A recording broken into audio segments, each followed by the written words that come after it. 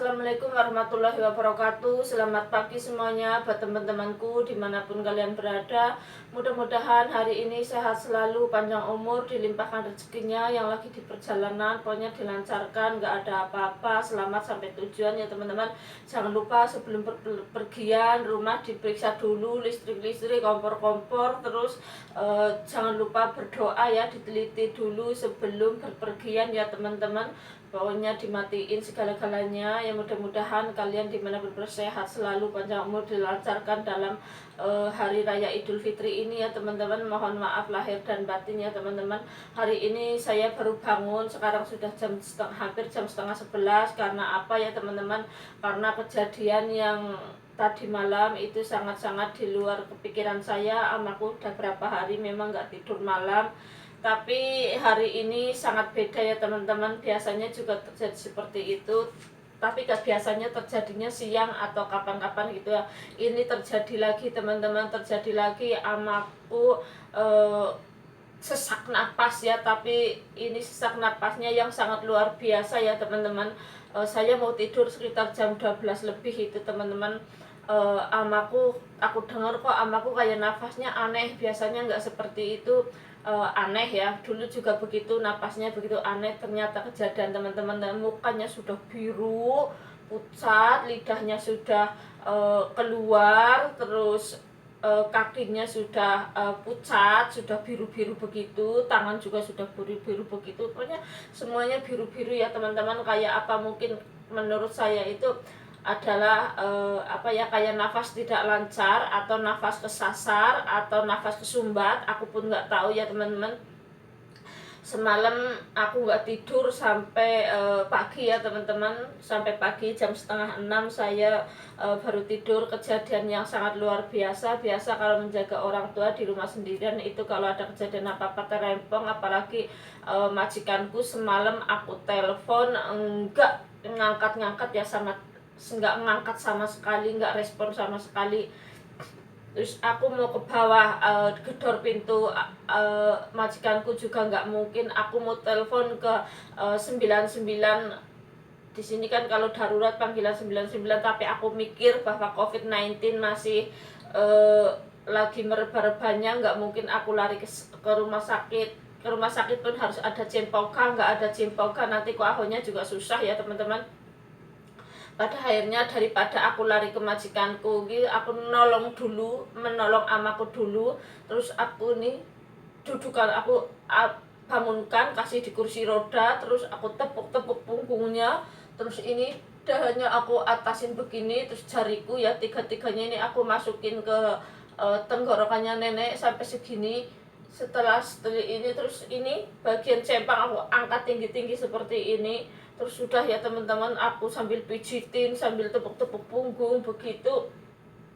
Setelah itu dia kayak orang kecang-kecang begitu ya teman-teman. Setelah itu terus sekitar 10 menitan begitu. Terus aku lari ke dapur, ambil air panas, minum, dikasih minum ya teman-teman, dikasih minum. Ternyata nggak masuk, udah nggak masuk, sudah nggak masuk. Masih aku tepuk punggung, berusaha, masih pijet dadanya itu pakai fresh care, pakai minyak putih semuanya, seluruh badannya.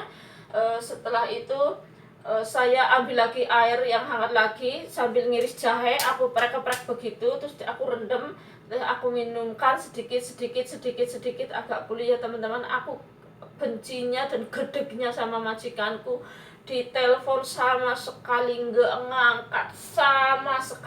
ngangkat. Aku sudah, pokoknya kalau 1,5 jam ini nggak ada perubahan nenek, mau tidak mau aku telepon darurat yaitu 199 ya. Pada akhirnya ada respon, amaku ada respon. Setelah itu pokoknya aku udah nekat. Dulu juga begitu ya, amaku juga dulu sih bukan kejang-kejang dulu, karena nggak tahu, muntah-muntah terus, majikanku nggak respon. Pada akhirnya aku lari ke rumah sakit. Tapi kan dulu karena belum ada COVID, aku tanpa izin majikanku. Yang penting menyelamatkan amaku dulu, soal majikanku nomor 2 ya. Setelah itu di rumah sakit di sana aku nggak bisa kuaho teman-teman, ditanya namanya amaku juga aku baru datang belum lama di sini, belum tahu siapa namaku, nama amaku. Terus akhirnya aku berpikir karena dari pihak rumah sakit, dari pihak ambulannya sudah ngubungin majikanku sampai sekitar mau setengah jaman itu di rumah sakit, mubang sana mubang sini nggak bisa kuaho ya teman-teman. Pada akhirnya sudah ditanganin di situ, udah dikasih apa ya, diperiksa-periksa begitu, cuman nggak bisa masuk melanjutkan periksa-periksa yang lain karena belum bisa kuaho teman-teman. Pada akhirnya aku mikir, aku titipkan ke suster amaku, aku lari ambil apa namanya, tempat obat ya, kertas ya obat itu ya, kertas obat ya seperti ini.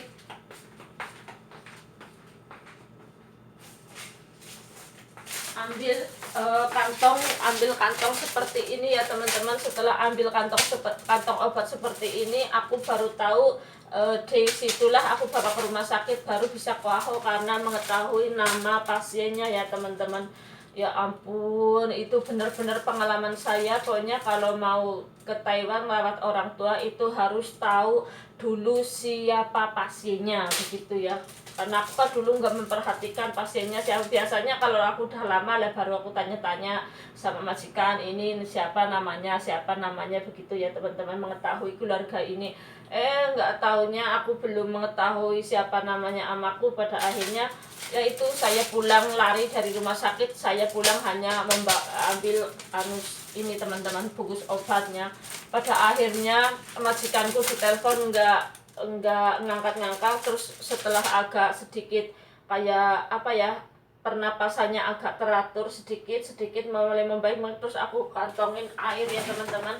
Aku ambil plastik, saking kegugup-gugupannya ya teman-teman, ambil plastik ini aku isi air agak sedikit hangat ya teman-teman, hangat agak tinggi. Terus aku pocong seperti ini ya teman-teman. Itu kalau airnya mati di sini kayaknya. Ini saya menyediakan air seperti ini, banyak ya teman-teman, ada 4 atau berapa, satu-satu udah dingin, yang dingin aku lempar lagi, buang. Terus aku ambil yang panas lagi seperti ini, aku taruh di sini. Terus buat pijet ya, buat pijet pakai air hangat ini. Terus pijet punggung, terus kepala sini, semuanya aku pijetin pakai air hangat ini. Setelah itu agak pulih, aku pijetin kakinya karena kakinya bengkak ya teman-teman. Dalam waktu sekejap itu amaku bengkak kakinya ya, besar banget. Terus akhirnya aku pijet juga pakai fresh care, terus pakai minyak kayu putih. Pokoknya sampai minyak kayu putihnya habis nggak apa-apa, yang penting nyawa terselamatkan. Itulah kerempongan aku ya teman-teman. Ini lagi masak apa, terus seperti itu. Terus aku telepon suamiku juga nggak nggak ngangkat karena mungkin dia lagi bermain di sama teman-temannya, jadi HP di kamar. Setelah itu